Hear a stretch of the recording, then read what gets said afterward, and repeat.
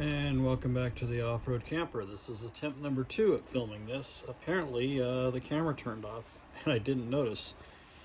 Bad battery. So we're doing it on the phone this time.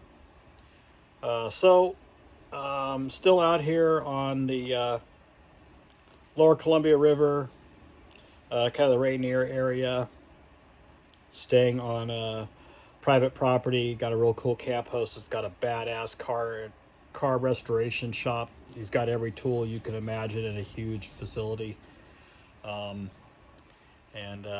helping him organize because this is his new shop, so I'm helping him get that organized for staying here. But I ordered some insulation for the truck a couple of weeks ago, and Home Depot delivered it, and because there's no cell service out there and I wasn't paying too much attention to getting Starlink put up, I didn't realize that it had already been delivered and it was in his garage for his house. And he just happened to mention it today when I took him to town to get some supplies. And so I spent all morning insulating the truck. So now we have foam insulation.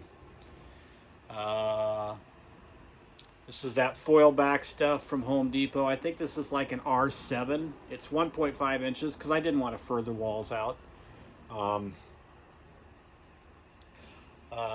That's a lot of work to fur out those studs. So I got that wall all insulated. I still need to do the wall up here for the mother-in-law's attic. I just ran out of daylight to get that done.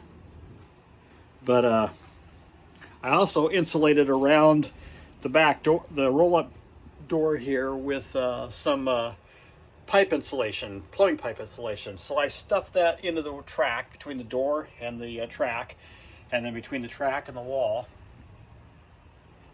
on both sides.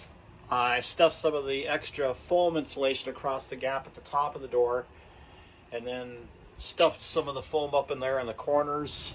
And then on the outside of the door, I went all the way across the top of the roll-up door with some of the larger plumbing pipe foam insulation, shoved it up between the door and the halo frame for the back of the truck. There's a pretty substantial gap up there.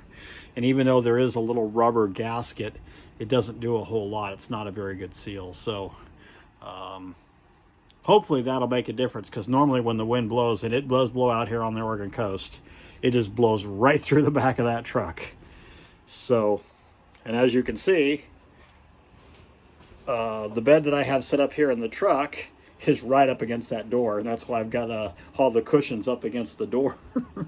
It kind of adds some insulation. Yeah, so we'll see how it goes. Trying to make the best of the situation, because until I sell the truck, I can't afford to fix the Jeep, and I also need money to live on. This truck cost me way too much money, and the Jeep still needs a lot of work. So if you know anybody that wants a badass 4x4 E450 box truck that's done the Mojave Trail Road in Baker, California, well, it actually goes from basically from just above Barstow to Baker. I think the whole loop we did was probably less than 20 miles, probably more like 10. But anyway, the only problem we had was just tires. Not being able to air up, not being able to air down, and then getting a couple of sidewall punctures. But and that was from sticks that were buried in the sand that we didn't see. So anyway, that's the update for today. Insulated this whole wall and the back door. As always, like, subscribe, and share.